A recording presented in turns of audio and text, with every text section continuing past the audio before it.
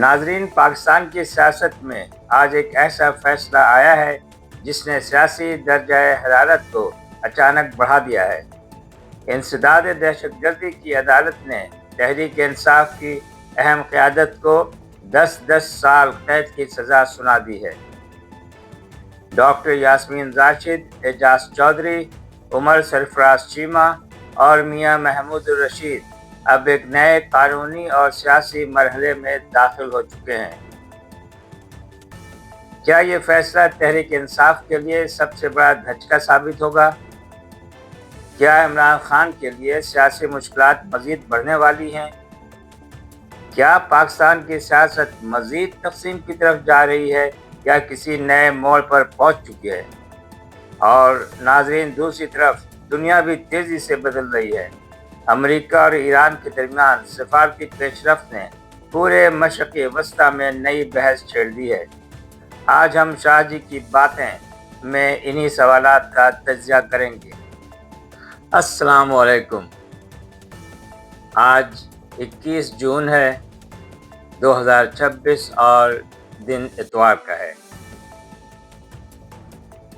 میں ہوں شاہ جی اور آپ دیکھ رہے ہیں شاہ جی کی باتیں۔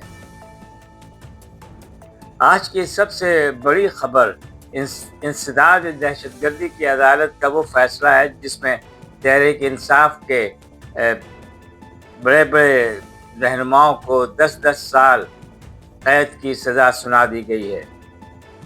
یہ فیصلہ 9 مئی کے واقعات سے متعلق مقدمات میں سامنے آیا ہے۔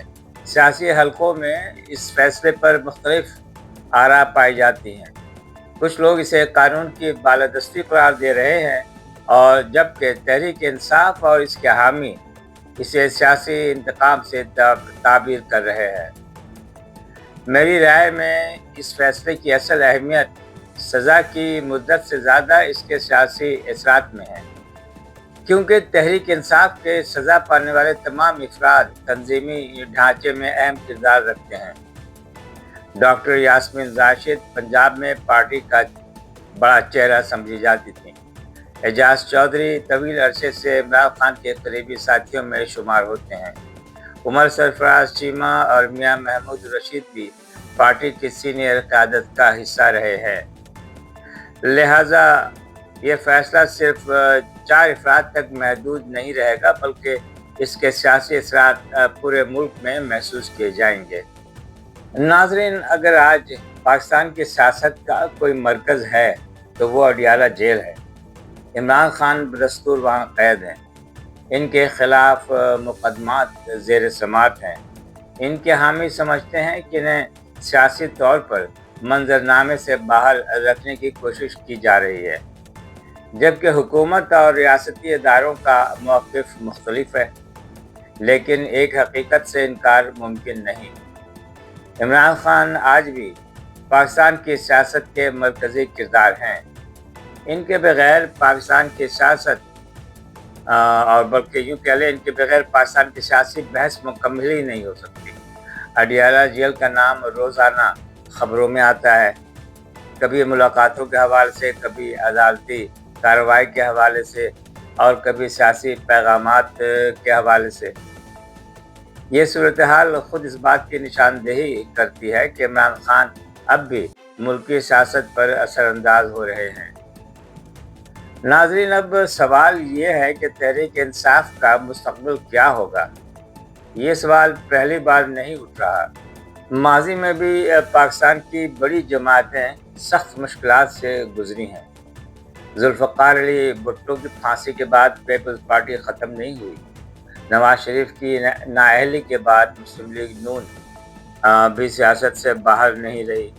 اس لیے صرف قانونی دباؤ سے کسی سیاسی جماعت کا خاتمہ نہیں ہوتا۔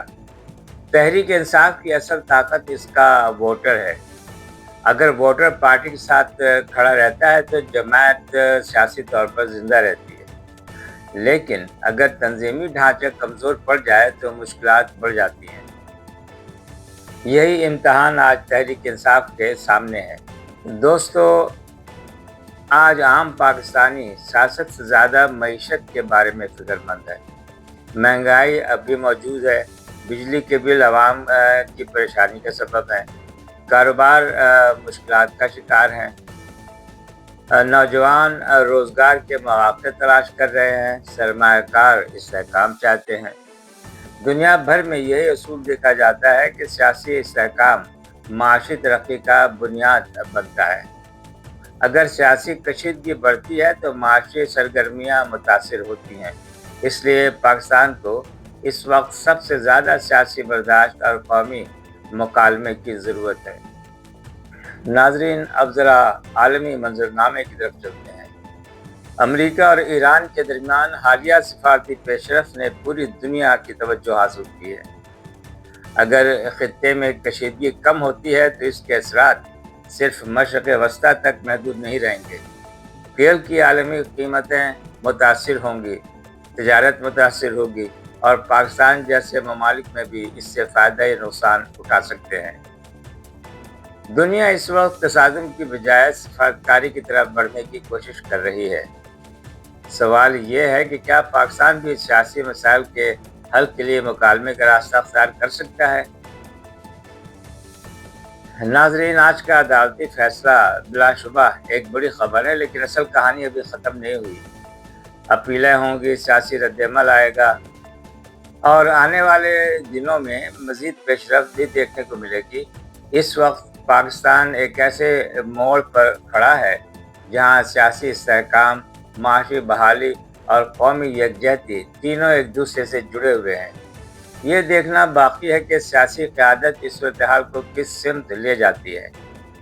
ناظرین، ابھی تازہ ترین خبر موصول ہوئی ہے کہ ماہرنگ بلوچ جو بلوچی رہنما کے طور پہ ابھری تھیں اور وہ جو مسنگ پرسنس ہیں بلوچستان کے، ان کی حمایت میں مظاہرے وغیرہ کر چکی تھیں اور یہ وکالت کرتی تھیں ان لوگوں کی جو مسنگ پرسنز ہیں۔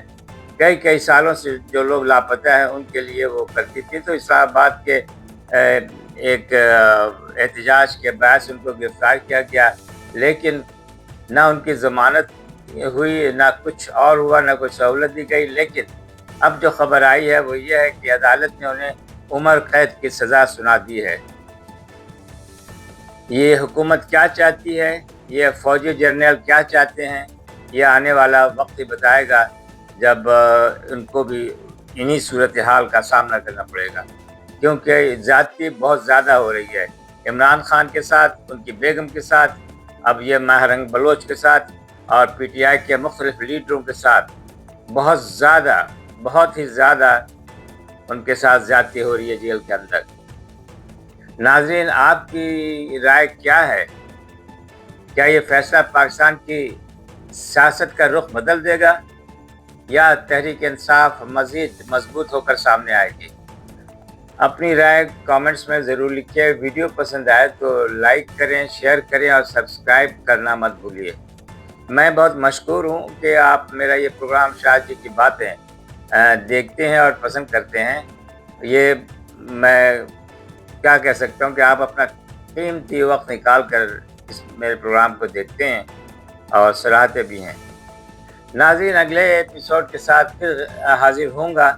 آپ سے ہمیشہ کی طرح درخواست ہے کہ آپ اپنے لیے اور اپنے رشتہ داروں احباب کے لیے جب دعا خیر کریں تو اس دعا میں مجھے بھی شامل رکھیں۔ انشاءاللہ تعالی اگلے ایپیسوڈ کے ساتھ پھر حاضر ہوں گا۔ اس وقت تک کے لیے اجازت دیجیے۔ اللہ حافظ۔